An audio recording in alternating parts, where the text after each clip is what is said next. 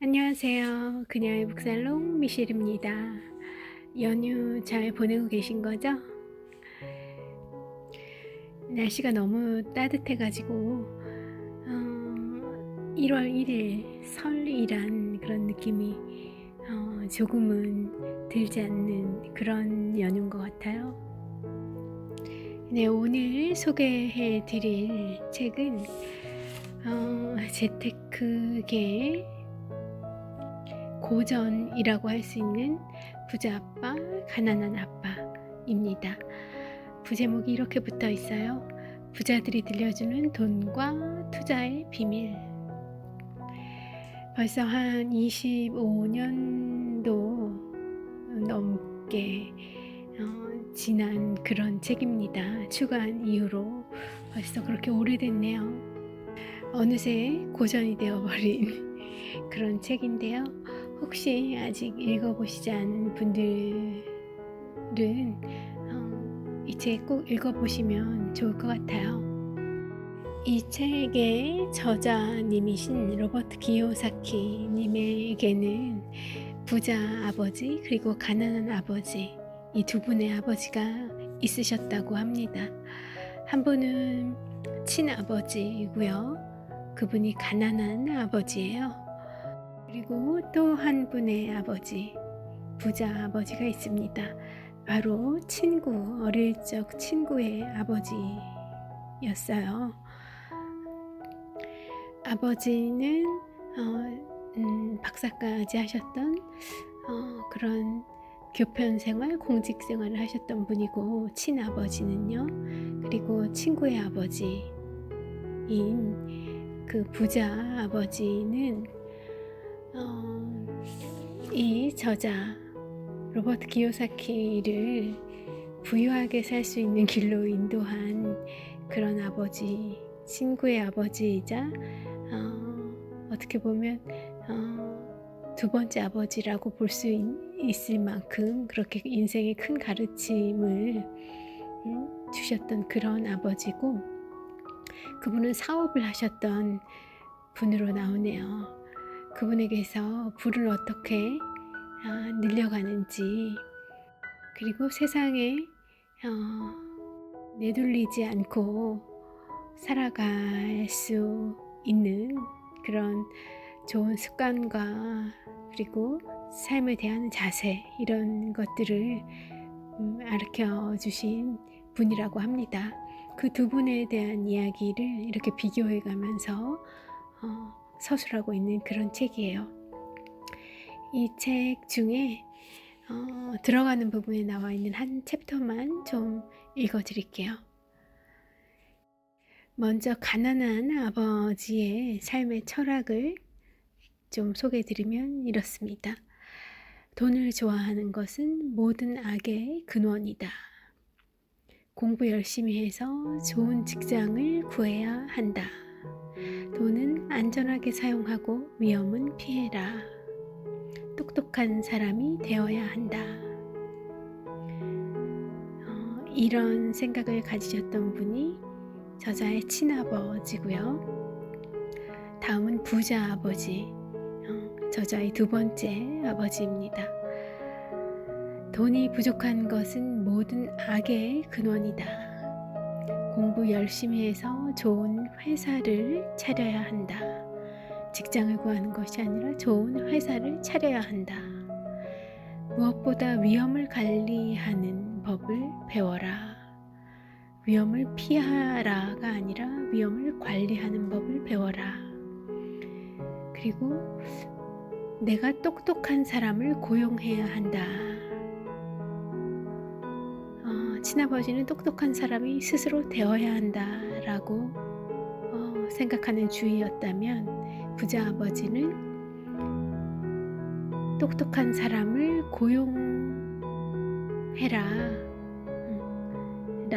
고용하자라는 주의셨던 것 같습니다. 자, 스토리가 재밌어요. 쭉 낭독해 드릴 테니까 들어보세요. 나에게는 아버지가 두 분 계셨다. 한 분은 부자였고 한 분은 가난했다. 한 분은 교육을 많이 받은 지적인 분이셨다. 그분은 박사학위까지 받았으며 대학 4년 과정을 2년 만에 끝마쳤다. 그 후에 그분은 스탠포드 대학, 시카고 대학, 그리고 노스웨스턴 대학에 가서 더 많은 공부를 하셨다. 그 모든 과정을 장학금으로 끝마치셨다. 다른 한 분의 아버지는 초등학교도 졸업하지 못했다. 두 분 모두 사회생활에서 성공하셨으며 평생 동안 열심히 일을 했다. 또 두 분 모두 상당한 수입을 올렸다. 하지만 한 분은 평생 금전적으로 고생했다. 반면에 다른 아버지는 엄청난 부자가 되었다. 부자가 된 아버지는 자신의 가족과 자선단체 그리고 교회에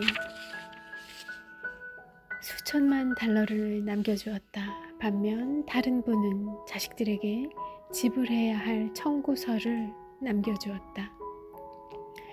두 분 모두 강한 분이셨고 나에게는 특별한 영향력을 행사했다.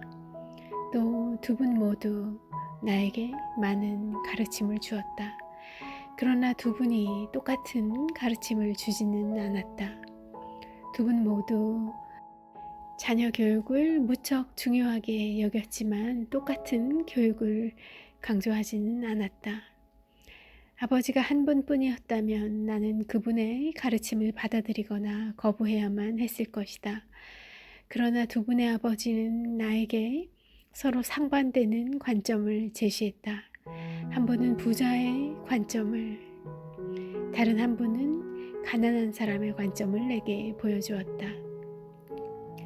그래서 나는 어느 한 분의 의견이나 관점을 일방적으로 받아들이거나 거부하는 대신에 스스로 더 많이 생각하고 양쪽을 비교하고 그런 후에 선택을 했다. 문제는 부자 아버지는 아직 부자가 아니었고 가난한 아버지도 아직 가난하지 않았다는 것이다. 두 분 모두 막 사회생활을 시작했으며 두 분 모두 돈과 가족을 위해 애를 쓰고 있었다. 그러나 그분들은 돈에 관해 전혀 다른 관점을 갖고 있었다. 예를 들어 가난한 아버지는 이렇게 말씀하셨다. 돈을 좋아하는 것은 모든 악의 근원이다. 반면에 부자 아버지는 이렇게 말씀하셨다. 돈이 부족하다는 것은 모든 악의 근원이다. 정반대되는 말씀이시죠? 어렸을 때 이런 상황은 나에게는 힘든 것이었다. 두 분의 강한 아버지 모두 나에게 영향을 주고 있었다. 나는 착한 아들로 아버지 말씀을 경청하고 싶었다. 그러나 두 분의 아버지는 같은 말을 하지 않았다. 특히 돈에 관해서 그분들의 관점 차이는 너무도 컸다. 그래서 나는 점점 더 궁금증과 호기심을 느꼈으며 오랜 기간 동안 두 분의 말씀을 곰곰이 생각했다. 나는 혼자 있을 때 생각에 잠겨 이런 질문을 하곤 했다. 그분이 왜 그런 말을 했을까? 그러면서 다른 아버지의 말에 대해서도 같은 질문을 했다. 그냥 이렇게만 생각했다면 훨씬 더 쉬웠을 것이다. 그래, 그분의 말이 맞아. 나도 그 말에 동의해. 혹은 그런 관점을 거부하면서 이렇게 생각할 수도 있었을 거다. 그분의 얘기는 이치에 닿지 않아. 하지만 나를 사랑하는 두 분의 아버지가 있었기 때문에 나는 깊이 생각하면서 스스로 선택을 하려고 했다. 이런 식으로 스스로 선택을 하는 것이 어떤 한 분의 관점을 받아들이거나 거부하는 것보다 결국에는 훨씬 더 소중한 배움으로 이어졌다. 부자가 더 부자가 되고 가난한 사람이 더 가난해지고 중산층이 빚에 억눌리는 한 가지 이유는 돈 문제가 학교가 아닌 가정에서 다루어지기 때문이다. 대부분의 사람들은 부모에게서 돈 문제를 배운다. 그런데 가난한 부모는 돈에 대해 무엇을 가르칠 수 있을까? 그분들은 이렇게만 얘기한다. 학교에서 공부 열심히 하거라. 이런 집의 아이는 우수한 성적으로 졸업하고도 가난한 사람의 금전적 계획과 태도를 갖게 될 수 있다.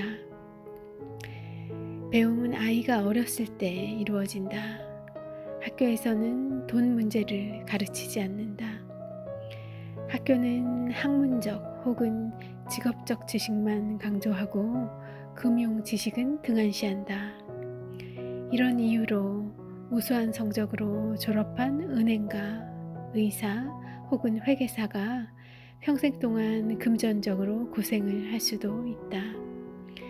우리의 끔찍한 국가 부채는 부분적으로 교육을 많이 받은 정치인과 공무원들이 돈에 대해서는 거의 모른 채 재정적 결정을 내리기 때문이다. 부분적으로는 교육을 많이 받았더라도 돈에 대해서는 거의 모르는 공부된 바 없는 그런 정치인과 공무원들이 내리는 그런 재정적 결정, 그렇기 때문에 국가 부채가 쌓여갈 수밖에 없다는 이 말은 참 와닿네요. 사실 이 문장뿐 아니라 정말 학교에서 필요한 교육은 이런 금융에 대한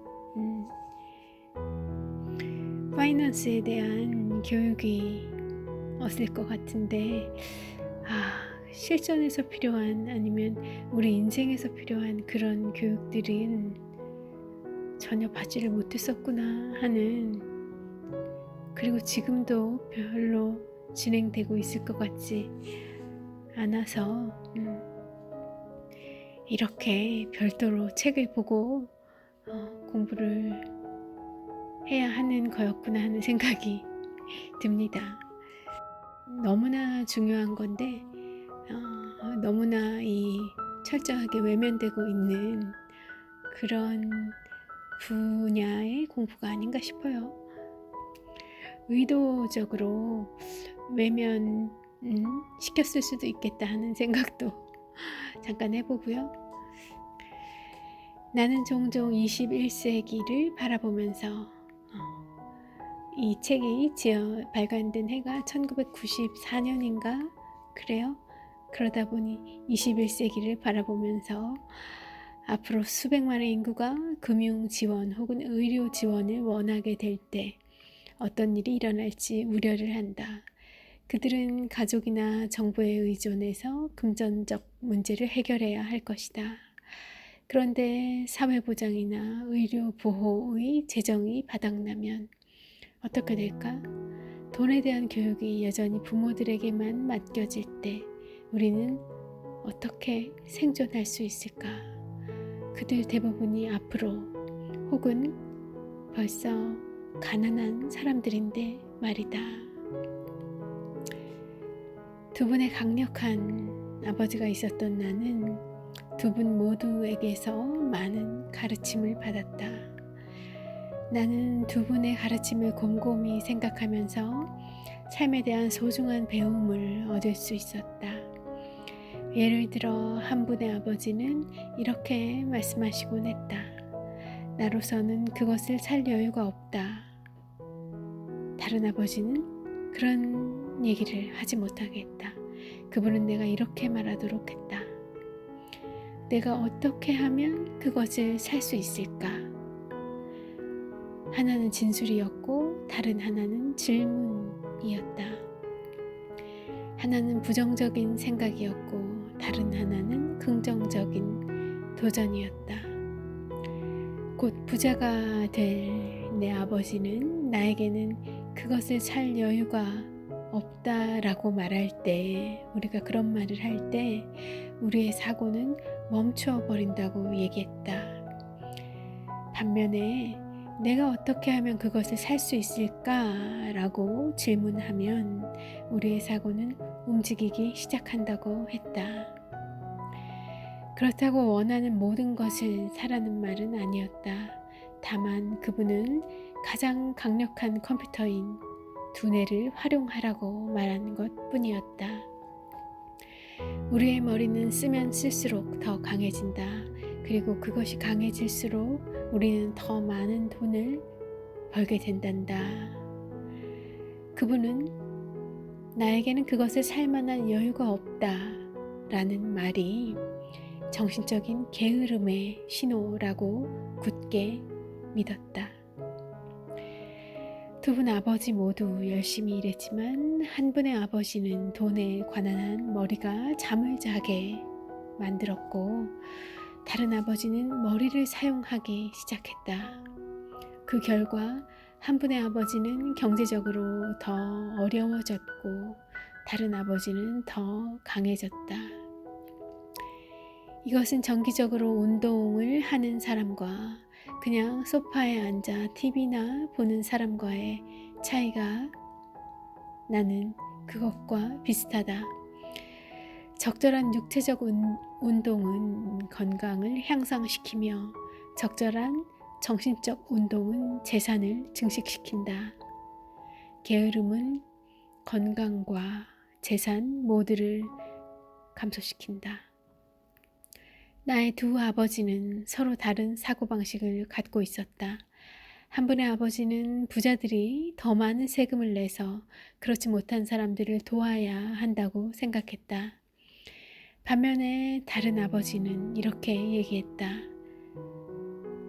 세금은 적극적으로 생산활동에 참여하는 사람들에게는 벌을 주고 그렇지 않은 사람들, 적극적으로 생산활동에 참여하지 않은 사람들에게는 상을 주는 것이다. 그러니까 덜 적극적으로 참여할수록 세금과 관련한 상을 더 받는다는 거죠. 유리하다는 생각을 하셨던 분이 바로 부자 아버지인 거예요. 한 분의 아버지는 이렇게 충고했다.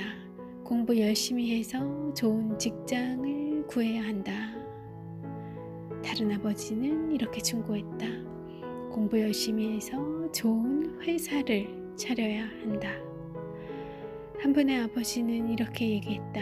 나는 너희들 키우는데 돈이 많이 들어서 부자가 될 수 없단다.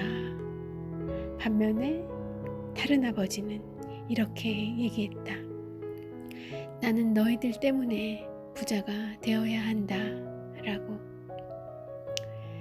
한 분은 식탁에서 돈과 사업에 대해 얘기하는 것을 권장했다. 다른 한 분은 식사 시간에 돈에 대해 얘기하는 것을 금지했다. 한 분은 이렇게 얘기했다. 돈은 안전하게 사용하고 위험은 피해라. 다른 한 분은 이렇게 얘기했다. 무엇보다 위험을 관리하는 법을 배워라. 한 분은 이렇게 생각했다. 우리 집이 나에게는 가장 큰 투자이고 가장 큰 자산이다. 다른 한 분은 이렇게 생각했다. 우리 집은 부채이며 자기 집이 가장 큰 투자라고 생각하는 사람은 문제 있는 사람이다. 라고. 두 분 아버지 모두 제때에 청구서를 처리했다. 하지만 한 분은 그것을 가장 먼저 처리했고 다른 한 분은 그것을 가장 나중에 처리했다. 한 분의 아버지는 회사나 정부가 우리의 욕구를 해결해야 한다고 생각했다. 그분의 관심은 늘 봉급 인상, 은퇴 계획, 그리고 의료 혜택, 병가, 휴가, 그 밖에 이런저런 보상이었다. 그분은 자신의 삼촌 두 분이 20년 동안의 군복무를 마치고 퇴직한 후에 평생 연금 혜택을 받은 것에 감명을 받았다. 그분은 군대가 퇴직군인에게 제공하는 의료 혜택과 PX 특권을 아주 좋게 생각했다. 그분은 또 대학의 종신교수제를 아주 좋게 생각했다. 평생 고용보장과 직업 혜택이 때로는 직업 자체보다 더 중요한 것으로 보았다. 그분은 종종 이렇게 얘기했다. 나는 정부를 위해 열심히 일했다. 그래서 이런 혜택은 당연한 거다. 그러나 다른 아버지는 완전한 재정적 자립을 믿었다. 그분은 정부의 당연한 보상을 비판했고 그것이 사람들을 허약하고 금전적으로 취약하게 만든다고 생각했다. 그분은 재정적으로 자립해야 한다는 점을 강조했다. 한 분의 아버지는 몇 푼이라도 아끼려고 노력했고 다른 아버지는 투자하는 쪽에 관심을 기울였다. 한 분의 아버지는 내가 이력서를 잘 만들어 좋은 직장을 얻도록 가르쳤다. 다른 아버지는 강력한 사업 및 재정 계획을 짜서 내 스스로 일자리를 만들도록 가르쳤다. 두 강력한 아버지의 영향을 받은 나는 사고의 차이가 삶에 끼치는 결과를 잘 볼 수 있었다. 나는 사람들이 정말로 사고를 통해 삶을 만든다는 것을 목격했다. 예를 들어 내 가난한 아버지는 언제나 이렇게 얘기했다. 나는 절대로 부자가 되지 못할 거야. 그리고 그런 예언은 현실로 나타났다. 반면에 나의 부자 아버지는 언제나 자신을 부자라고 얘기했다. 그는 이런 식으로 얘기했다. 나는 부자이고 부자들은 이런 일을 하지 않는다. 그분은 큰 실패 후에 알거지가 된 뒤에도 여전히 자신을 부자라고 얘기했다. 그분은 이렇게 말을 하며 자신을 격려했다. 가난한 것과 알거지가 되는 것은 서로 다르다. 알거지는 일시적이지만 가난은 영원한 것이다. 내 가난한 아버지는 또 이렇게 얘기했다. 나는 돈에는 관심이 없다. 혹은 돈은 중요하지 않다. 하지만 내 부자 아버지는 늘 이렇게 얘기했다. 돈이야말로 정말 힘이다. 라고. 물론 우리 사고의 힘을, 생각의 힘을 결코 측정하거나 평가할 수 없을지도 모른다. 하지만 나는 어렸을 때부터 내 사고와 내가 자신을 표현하는 방식에 조심했다. 내 가난한 아버지가 가난한 것은 돈을 적게 벌었기 때문이 아니라 부정적인 사고와 행동 때문이었다. 어렸을 때 아버지가 둘이었던 나는 어떤 사고를 선택해야 하는지 깊이 생각했다. 나는 누구 말을 들어야 하는 걸까? 부자 아버지인가? 아니면 가난한 아버지인가? 두 분 모두 교육과 배움을 아주 높이 평가했다. 하지만 무엇을 배워야 하는지는 의견이 달랐다. 한 분은 내가 열심히 공부해서 교수나 변호사 혹은 회계사가 되거나 혹은 경영대학원에 가서 MBA를 취득하기를 원했다. 다른 분은 내가 열심히 공부해서 부자가 되고 돈이 어떻게 움직이는지와 돈이 나를 위해 일하도록 하는 방식을 알게 되기를 원했다. 나는 돈을 위해서 일하지 않는다. 그분은 여러 차례 그런 얘기를 했다.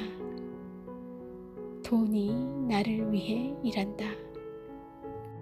우리 일반적으로 그렇게 많이 배웠었잖아요. 배워왔잖아요. 부자가 되려면 내가 돈을 쫓는 것이 아니라 돈이 나를 쫓아야 한다고요. 그런 말은 많이 들어왔지만 돈이 나를 어떻게 쫓게 하는지에 대해서는 사실 잘 못 들어본 것 같아요. 운이 좋아서 복권이 당첨된다거나 그런 것도 하나의 돈이 나를 쫓는 사례가 될 수는 있겠지만 그게 뭐 어디 쉬운 일인가요? 정말 복권에 당첨되는 그런 일인 거죠. 그런데 이 책에는 돈이 나를 쫓게 하도록 만드는 그런 방법들이 아낌없이 소개가 되고 있습니다. 나는 9살 때 부자 아버지의 말을 듣고 그분에게서 돈에 대해 배우기로 결심했다. 그래서 나는 학위는 많았어도 여전히 가난한 아버지의 말은 듣지 않기로 했다. 9살 때 말이죠. 로버트 프로스트는 내가 가장 좋아하는 시인이다. 특히 나는 그의 시 가운데 가지 않은 길을 가장 좋아한다. 나는 그 시의 교훈을 거의 매일 사용한다. 가지 않은 길 낭송해 드리겠습니다. 노란 숲속에 두 갈래 길이 있었지. 나는 양쪽 모두를 갈 수는 없었지. 오랫동안 서서 곰곰이 생각했지. 한쪽 길을 멀리까지 바라보았지. 그 길이 덤불 속에서 굽어져 있는 곳까지. 그러다가 똑같이 좋은 다른 길을 택했지. 어쩌면 그 길이 더 나은 것도 같았지. 풀이 더 많았고 발길을 기다리는 듯 싶었기에 그 길도 다른 길처럼 비슷하게 달아 있었긴 했지만 그날 아침 그 두 길 모두 아무도 밟지 않은 나뭇잎들에 덮여 있었지. 나는 하나는 다음 날을 위해 남겨두었지. 하지만 길이 어떻게 길로 이어지는지 알았기에 다시 돌아올 수 있으리라고는 생각하지 않았지. 한숨을 쉬며 이 얘기를 할 수밖에. 수많은 세월이 흐른 후에 숲속에 두 갈래 길이 있었노라고. 그리고 나는 사람들이 덜 간 길을 택했노라고.